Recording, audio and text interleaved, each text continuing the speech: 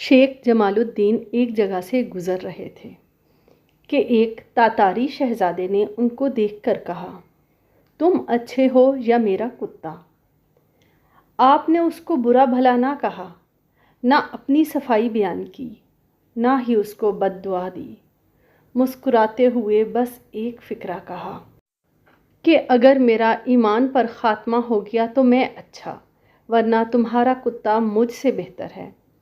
شہزادے پر اس بات کا بہت گہرا اثر ہوا۔ اس نے شیخ کو اپنے پاس بٹھا لیا اور ان سے پوچھنے لگا کہ مجھے بتائیں، ایمان کیا ہے؟ آپ نے تفصیل سے بتایا۔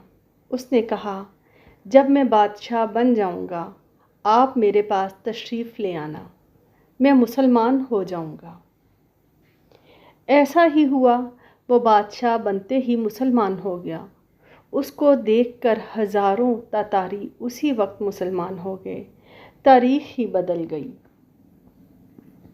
اسلام کبھی بھی تلوار کے زور سے نہیں پھیلا، یہ ہمیشہ حسن و سلوک سے پھیلا، میٹھے بول بولنے سے پھیلا، زبان کی مٹھاس سے پھیلا۔ ہمارے اولیاء اگر نفرت کا جواب نفرت سے دیتے تو شاید اسلام اتنا نہ پھیلتا۔ ہمارے پیارے نبی صلی اللہ علیہ وآلہ وسلم نے بھی محبت کا درس دیا، جو تعلق توڑے اس سے تعلق جوڑنے کا حکم دیا ہے۔ محبت، میٹھے بول اور برائی کا بدلہ اچھائی سے دینے سے ہی معاشرے میں امن آتا ہے۔